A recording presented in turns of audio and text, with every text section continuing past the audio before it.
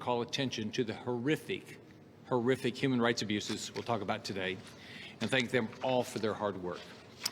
I've been up here in the Senate now for 3 years, and I've learned that in this building, too many people have a hard time stating simple facts and forcing accountability. It is a fact that the Communist Chinese Party is committing horrific human rights abuses against Tibetans, Hong Kongers, and Uyghur Muslims. It is a fact that at the direction of General Secretary Xi, the Communist Chinese Party is committing genocide and desecrating the Uyghur homeland. It is a fact that Beijing continues to systematically destroy democracy in Hong Kong. I saw it with my own eyes when I visited there in 2019. Next week, the 2022 Olympics will begin in Beijing, and the world will watch as Communist China, it's Communist China, let's never forget that, whitewashes these crimes and churns its propaganda machine to make the world forget just how evil this empire is. I can't tell you how worried I am about the athletes competing in Beijing. Look at what Communist China did to silence and disappear Peng Shuai. It's terrifying. I've called on the IOC and the Biden administration to take every step necessary to keep Americans safe. But unfortunately, I haven't heard a word from them on what they're doing about it. We cannot let anyone forget about what is happening in Communist China. NBC must use the Olympics to highlight these atrocities. Sadly, I doubt they will. That's why we're here today, to make sure no one forgets. For years, I've been calling for the Olympics not for a boycott, but be moved out of Communist China. For years, I've been highlighting Communist China's brutal abuses and demanding accountability for Communist China's genocide and attacks on democracy. For years, I've been demanding businesses to stop doing business with Communist China. Look, all we know, when you do business with Communist China, it enriches the Chinese ruling class, the Communist Chinese ruling class, and funds its oppression. We must be clear in the United States and America that Communist China's abuses will not be tolerated. We must call out these crimes, and we must stand by the brave advocates. I mean, you have to be a brave advocate to stand up to Communist China. And you look at what they do to their families for freedom and democracy in China, Hong Kong, Tibet, and all around the world. We must show that the United States is an unyielding and unapologetic advocate for human rights and unafraid of speaking the truth and upsetting General Secretary Xi and his Communist Party thugs. That's why we're here today, to call out these abuses and give a voice to those who Communist China is working to oppress. The people with me here today have lived it. I want you to hear straight from each of them. With that, first I'd like to introduce Joey Su, Policy Advisor for Hong Kong Watch. Thank you, Senator. Good afternoon, everyone. I'm Joey Su from Hong Kong Watch. It's my pleasure to be here, and thank you, Senator, for organizing this very important press conference. Since Hong Kong's massive pro-democracy movement broke out in 2019, more than 10,000 protesters have been arrested at the age of youngest 13. They have been arrested, abused, charged, and convicted. And over 750 of them have been found guilty of rioting, facing up to 10 years in prison simply for taking part in the very peaceful pro-democracy movement in Hong Kong. Since the enactment of the national security legislation on June 30th, 2020, over 150 individuals have been charged under ridiculous crimes like subversion, colluding with foreign forces. And from activists and politicians to legal professionals and educators, every dissenter in the city is now at the risk of facing unreasonable and lengthy imprisonment simply for being the voice of the now silenced people of Hong Kong. Up until today, more than 70 civil society organizations, including political associations, student unions, and protest groups, have been forcibly shut down. And many of them have also seen their core members arrested and persecuted. At least 11 media outlets, including Apple Daily, Stand News, and Citizens News, have ceased operations. Hong Kong's media tycoon Jimmy Lai has been held behind bars for almost 400 days up until today. And all the other journalists and reporters were detained simply for documenting the Chinese Communist Party's atrocities and human rights abuses in Hong Kong. Hong Kongers have lost not only our freedom of speech, assembly, and free press. Those who remain in the city today also are under the fear of being persecuted every single day, just for voicing opposition to the government. China has violated every promise made under the Sino-British Joint Declaration of 1984 to uphold Hong Kong's basic freedoms, rule of law, and autonomy. And unfortunately, that is not the only international commitment that the Chinese Communist Party has violated. While crackdowns in Hong Kong escalate, more than 1 million Uyghur and Turkey Muslims continue to be held in concentration camps. They are undergoing forced sterilization, systematic sexual abuse, forced labor, and political indoctrination. Countless of them, including the retired medical doctor Grishan Abbas, have been disappeared by the Chinese Communist Party for years. And just a week ago in Tibet, Tashi Wangchuk, the prominent language rights activist who was detained for 6 years simply for courageously speaking out against Beijing's discriminatory language policies, he again chose to stand up for his people and then again facing arrest. Where are all these Uyghurs? Where is the very brave tennis player Peng Shuai, who stood up for herself? Where is Zhang Zhan, the journalist who exposed Wuhan's situation since the COVID-19 pandemic first began? With all these questions unanswered, and our family and friends still behind bars, how can anyone still participate in the Olympics, hosted by a regime who has their hands full of blood of countless innocent people? The world cannot continue to sit back in silence. A strong and clear message has to be sent that the CCP and any of its supporters will not escape from its responsibilities without paying a price. We welcome a diplomatic boycott, but that is far from enough. We need the US to take the lead to hold the International Olympics Committee accountable for rewarding a genocidal regime with such an important international event, and to hold sponsors of the genocidal games who sacrifice human rights for financial gains accountable. The CCP's authoritarian behavior and repressive policies against Hong Kongers, Uyghurs, and Tibetans cannot be normalized. Any form of participation in the upcoming 2022 Beijing Winter Olympics is equivalent to endorsing its escalating atrocities. And any form of appeasement policy is no different than allowing China to continue its oppression, and even inviting it to our backyards. Anna's Candle Freedom once said, "All the gold medals in the world aren't worth in selling your morals." And I hope that we, especially our governments and policymakers, will always remember this.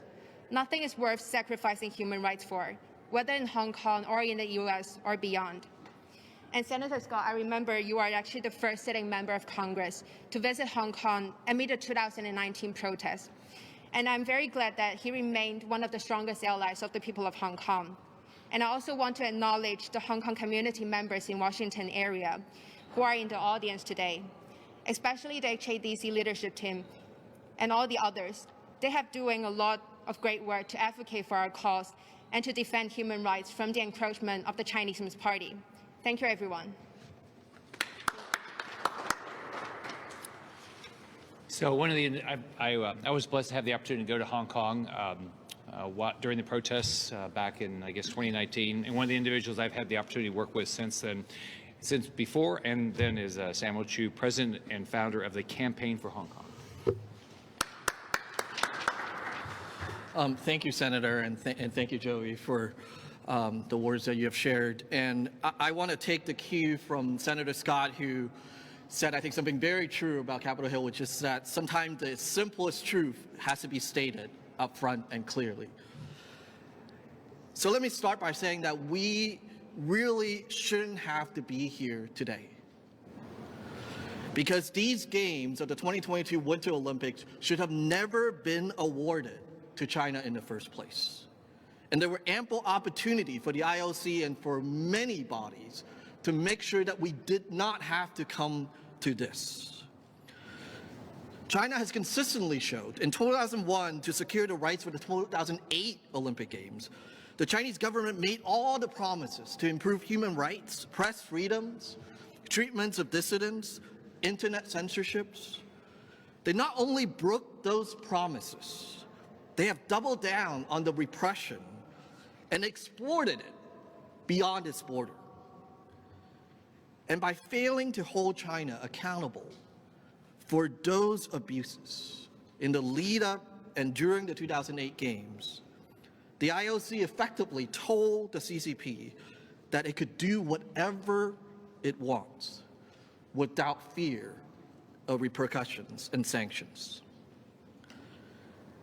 As I've said, fool me once, shame on you.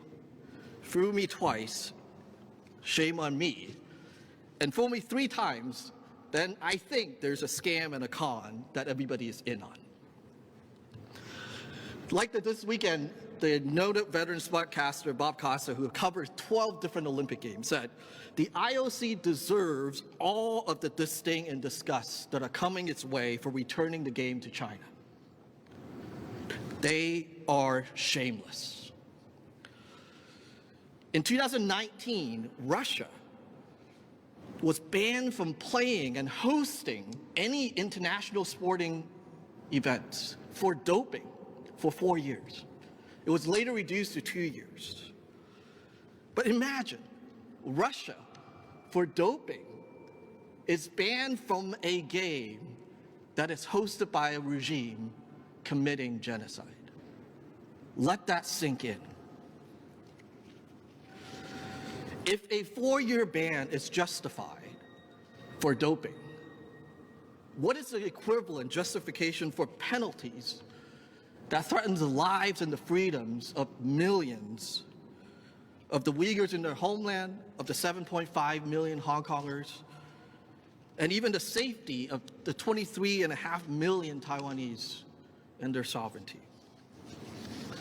Hosting the Olympic has become the go-to solution for the CCP and authoritarian regime to whitewash their crimes, to boost their international image, to strengthen alliance, to use it to build and strengthen their security apparatus and surveillance. I also want to echo Senator Scott's call that the burden is now on the broadcasters, NBC, Universals, and broadcasters around the world who pay billions of dollars and will reap billions of profits to put a spotlight on the plight of the Uyghurs, of Hong Kongers, and all those who suffer in the repression. I bring a final word from Angela Gui, who is a founding member for the Campaign for Hong Kong, who's the daughter of Guo Minghai, a Swedish Hong Kong bookseller who was kidnapped in Thailand and now imprisoned in China for publishing books that are critical of the CCP. She said that it's imperative as the official broadcaster, like NBC in the US, that they do not reproduce and spread any CCP propaganda, as many of the media outlets did in broadcasting my father's forced confession on television. I ask that you and your affiliates would be clear and provide coverage on the Chinese government human rights abuses in Xinjiang against the Uyghurs and the suppression of democracy in Hong Kong and the plight of all political prisoners like my father. I often hear people argue that the games are not about geopolitical issues, that the games are about something bigger. I agree. The games are about something bigger. The ideals and the values of the Olympic movement cannot be achieved or won on the field unless they become lived realities for everyone off the field. So that's my call for all of us. Let's make the Olympics about something bigger. Let's show that we're not going to be complicit in the abuse that we witness and bear witness to today. Thank you, Senator Scott, and thank you for my brothers and sisters who are here. Next, we're going to hear from, hope I get the name right. Alfadar. You'll do the whole name so I don't mess it up. But with the Uyghur American Association.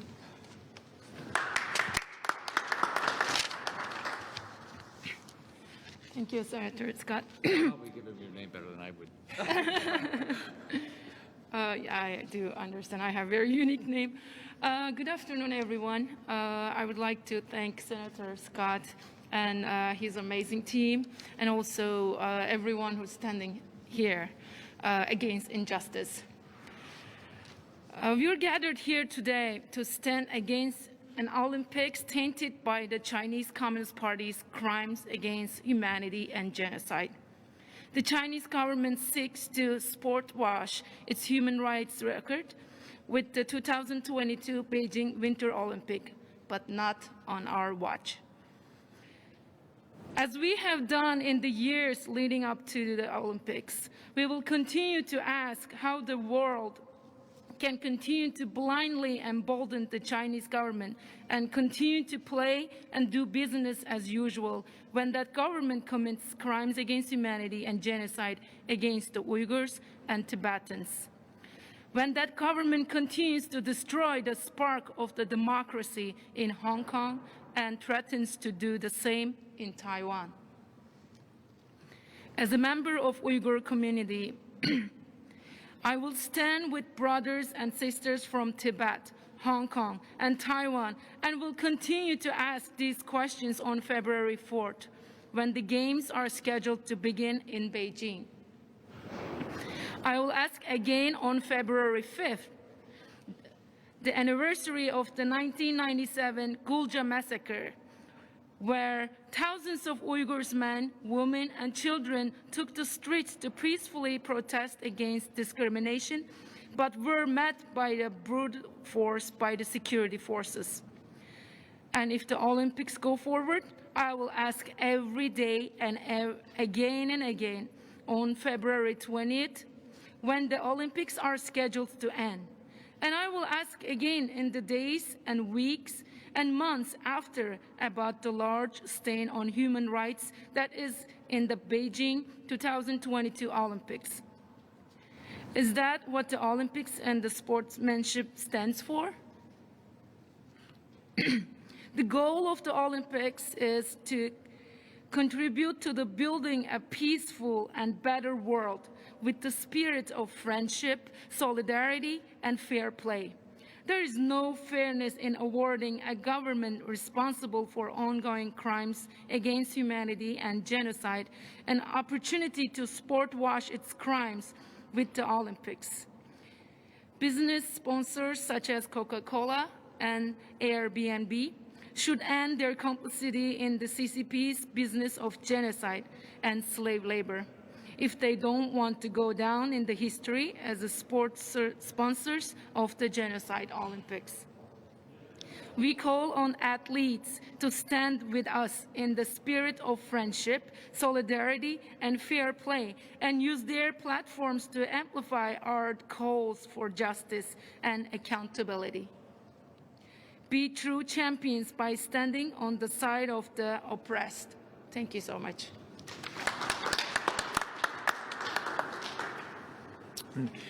Next, we're going to hear from Mustafa Aksku, a Human Rights Project.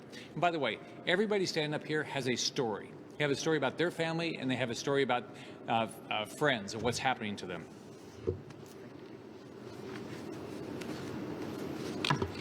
Thank you, Senator Scott. I'm very grateful to you for speaking out so strongly about my people and everyone else who is suffering atrocities at the hand of the Chinese government. As I speak, millions of Uyghurs are subject to China's endless atrocity crimes. Uyghur men and women are suffering unspeakable trauma, torture, and sexual violence. Millions are detained with no trial. At least 800,000 Uyghur children have been taken away from their families by force and are being raised in government orphanages and boarding schools. It is likely that most of them will never see their families again. And the government is carrying out the campaign of forced sterilization and forced abortion. Uyghur business leaders are subjected to unfair trials and given long prison sentences like 14 or 20 years. Then their business assets are confiscated and sold on Alibaba's auction site. The Uyghur Human Rights Project and the Wall Street Journal found evidence of at least $84 million of property sold online in the last 3 years. The possession of property is a key hallmark of genocide. My own family members are suffering surveillance, harassment, threats, and detention. My classmates and teachers and neighbors have disappeared. I don't even know whether some of them are alive or dead. Our mosques are desecrated or paved over. Hundreds of cemeteries have been bulldozed. Even the dead are not left in peace. For the world to treat the 2022 Winter Olympics as business as usual is an outrage. I hope that people can see that it is not just another sporting event. Every time when you see the NBC logo and the 5 Olympic rings, you need to see what is behind the screen. Hundreds of concentration camps where my people are suffering. It is very important that the United States and many other governments have rejected business as usual and will not send any officials to the Games next month. More governments need to do the same. Fundamentally, the Olympic Charter is being violated at its very core when the Beijing government is allowed to continue as the host. The Charter has commitment to the preservation of human dignity. This is a farce. The Chinese government's atrocities are an indelible stain on the Olympic moment. It is not too late for sponsors, governments, and broadcasters to pull out. If the world is truly serious about stopping genocide, it is the least that what they can do. Thank you. Next, we're going to hear from Antis Cantor Freedom. Antis is the center for the Boston Celtics and has put his career at risk to stand up for human rights all over the world, but especially in Turkey and in communist China. So, Ennis? Hey, everybody. Thank you, Senator, for inviting me. I really appreciate it. You know, what I want to say is obviously, you know, the last 10 years I have been focusing on all the human rights abuses happened in Turkey. And then just this summer, I started to study about what's going on over there in China. And the things that I have seen, it really broke my heart. And I was like, as an athlete, as someone who has platform, I need to speak out about all the abuses happen over there. You know, what I want to say is obviously, you know, that the Chinese government is committing genocide and crimes against humanity and against, you know, my Uyghur brothers and sisters. You know, if you look at it, they're erasing Tibetan identity and culture and attacking freedoms in Hong Kong and threatening democratic Taiwan. And I think we cannot be silent in the face of these injustices. And, you know, the world needs to wake up and realize that the Chinese Communist Party is not our friend. And, you know, about the Olympics, obviously, I'm an athlete, and a lot of people are asking me that question about the coming up Winter Olympics. And, you know, to me, you know, Chinese government does not represent Olympic core values of excellence, of respect, of friendship. And I believe they are a brutal dictatorship, and they engage in censorship, and they threaten freedoms, and they do not respect human rights, and they hide the truth. And, you know, what I heard about the International Olympic Committee, I was very angry and sad because I think the IOC is complicit and echoes the Chinese government's propaganda. You know, there are so many human rights violations that are happening in China, and while we are talking right now, there is a genocide happening. You know, as you guys know, there's torture, forced labor, rape, and sterilization. And, you know, so far, if you look at it, you know, United States, UK, Australia, Canada, Lithuania, many other countries won't be sending their, you know, government representatives to the games. So there is a diplomatic boycott. I believe it's good, but it's not enough. I think, you know, us athletes need to stand up. And, you know, whenever I have a conversation with these, you know, athletes, I'm just, you know, telling them, listen, all the gold medals in the world that you can win is not more important than your values and your principles and your morals. So we need to stand up for, you know, against the Chinese Communist Party. So, you know, what I'm hoping for, and I hope, you know, more athletes, you know, learn about what's going on and speak up, because it is important to stand up for what's happening over there. So, and yeah, that's what I think.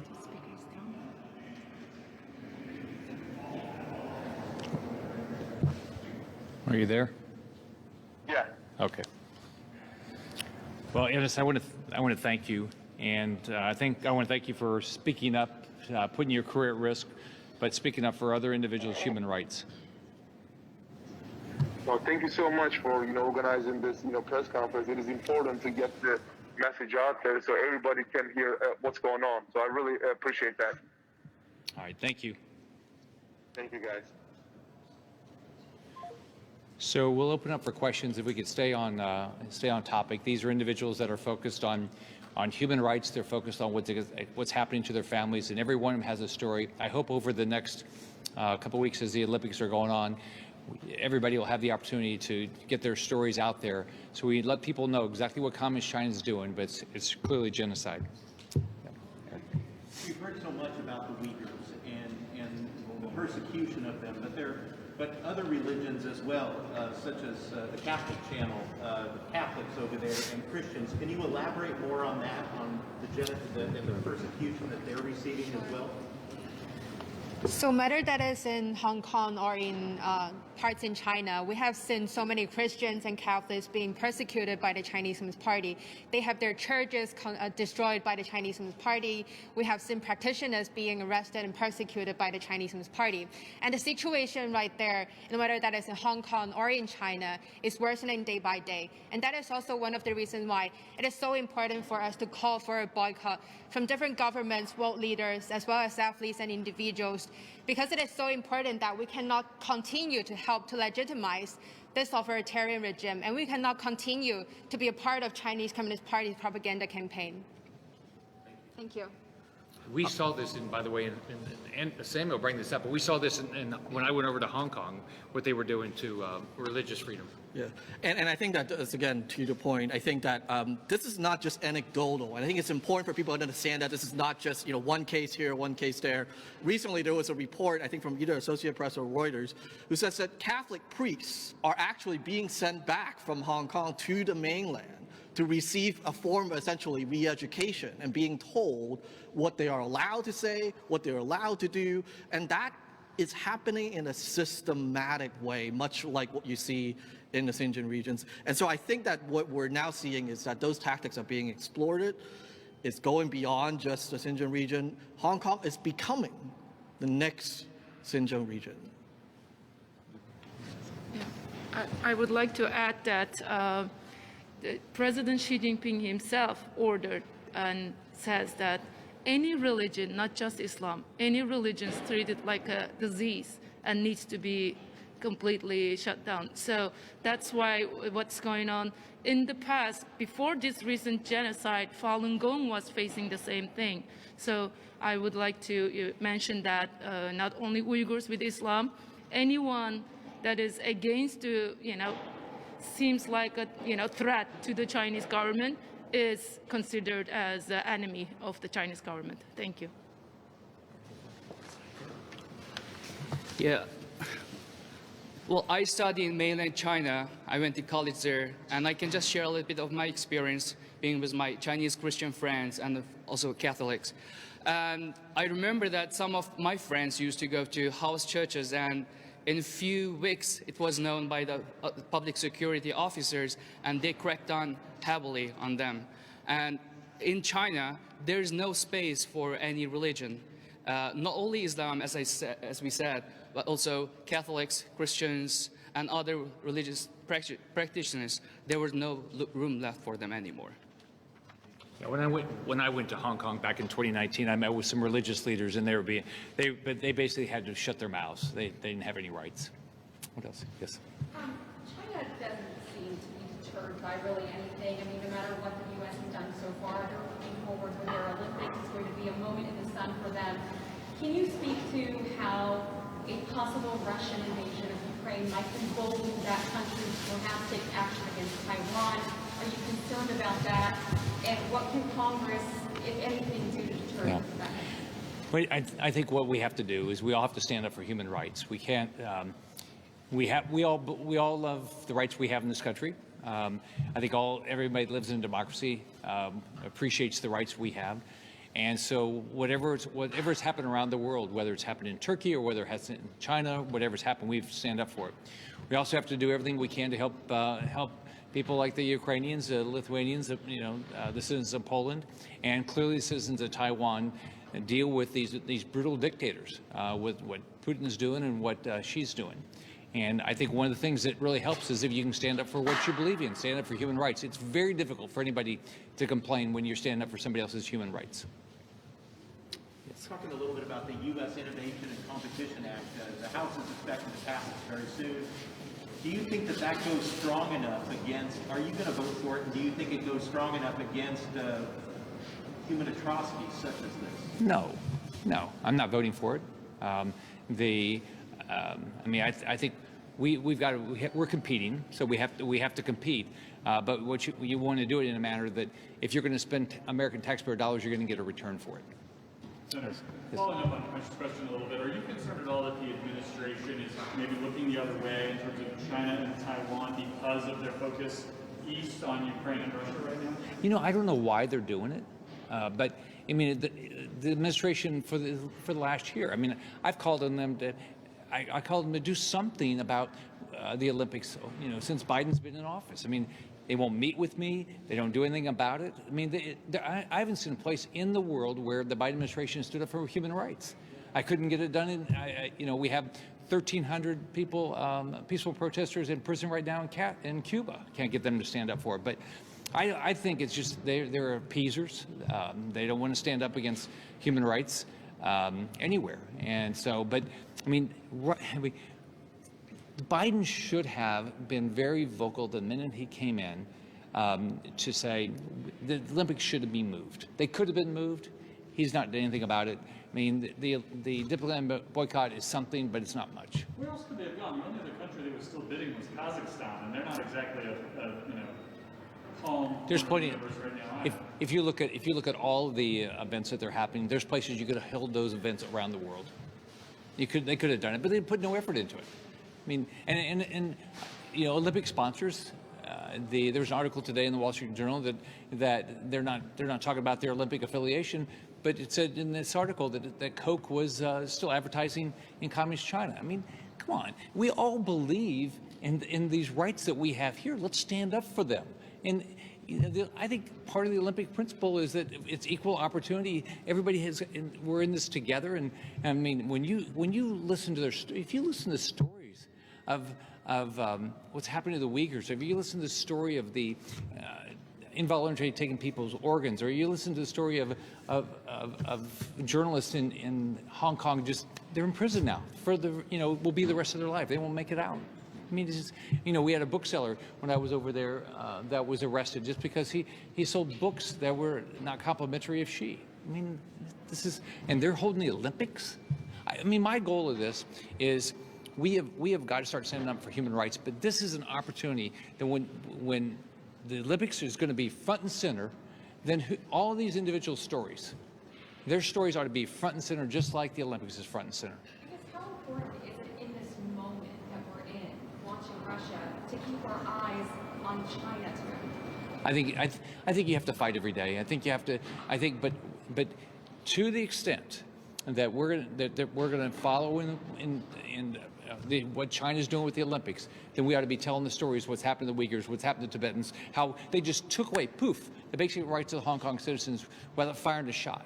And the world didn't do anything about it. And then we're letting them hold the Olympics. This is disgusting. I mean, it's disgusting what Putin's doing right now. And it's disgusting what she's been doing for a long time. Thank you. Anybody else? Thank you, sir. All right, thanks, everybody.